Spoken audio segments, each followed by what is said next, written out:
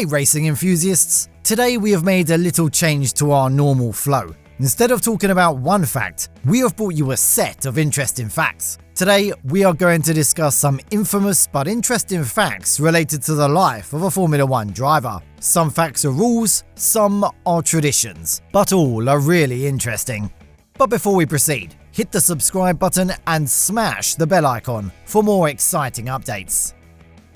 Let's begin with the Super License. In order to compete in the Formula 1 Championship, one must possess an F1 Super License, issued by the Federación Internacional del Automóvil, or what we simply call the FIA. Anyone who has had this license should refrain from alcohol 12 hours before a race. If anyone is found to breach this zero-tolerance drug policy, they are disqualified from the race after imposing a fine. The FIA has the right to cancel any of the super licenses if a driver is not ready to pay this fine. Like any ordinary driving license, there is a set of fines and penalties associated with this license too. Even if you possess a super license, you should be over 18 years of age to compete in a Formula 1 race.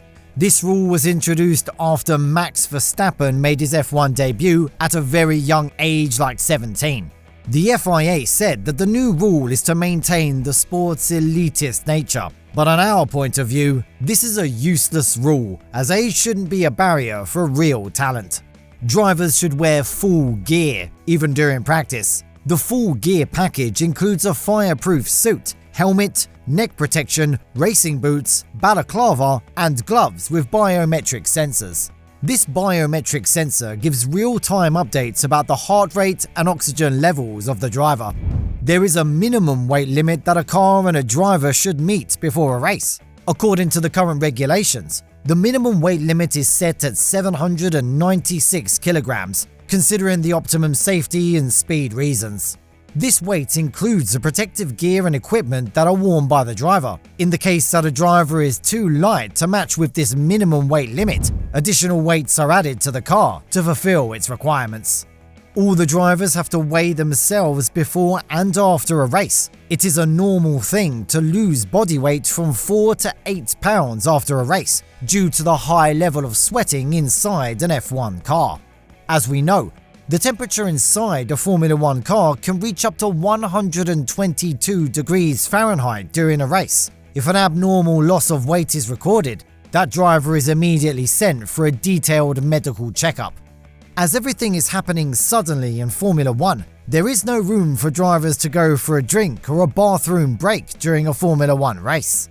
Then, do they continuously race for over 2 hours without taking a single sip of water? Actually, the answer is no. Teams are allowed to use a special hydrating system inside their cars as a solution for this problem. This system is operated through a button on the steering wheel, and it ejects an isotonic sports drink into the mouth of the driver to keep them super hydrated. However, there is no special system for bathroom purposes, and drivers have been advised to pee inside their suits in an emergency. However, this is not a common practice among drivers. It is not prohibited to listen to music while driving, according to the rulebook, but none of the drivers are ready to take that unwanted risk, as an error of milliseconds is sufficient enough to cost an entire race. Instead of music, drivers are always in direct contact with the team to get the latest updates about the track conditions. After hitting the circuit, drivers are not allowed to talk directly to their teammates, but they can pass a message via race engineers. There is a special culinary staff in each team to feed the drivers, crew, and guests. They decide the meal of the Formula 1 driver. Normally, drivers take their last meal 1.5 hours before the race to avoid any difficulties while racing. According to the rules and regulations, it is mandatory for drivers to talk to the press. When talking to the press, one of the team members records all those interviews as a practice. Normally, this is done by a personal assistant of the driver. The purpose of this practice is to double-check the statements made by a driver, as the press might get the wrong end of the stick. In such cases, teams use those recordings to correct the misunderstandings. Drivers are allowed to do victory celebrations if they are safe and not endangering other drivers or any other officials. If something is found to be dangerous, the driver is directly warned by the race control. Donuts may be the most famous celebration type in F1, but they are done only at the end of the season, or in a special occasion, as those sorts of things can cause heavy damage to some sensitive components of the challengers. As only a limited number of components are allocated per season, teams are not ready to take unnecessary risks by allowing their drivers to do donuts on the midway of the season.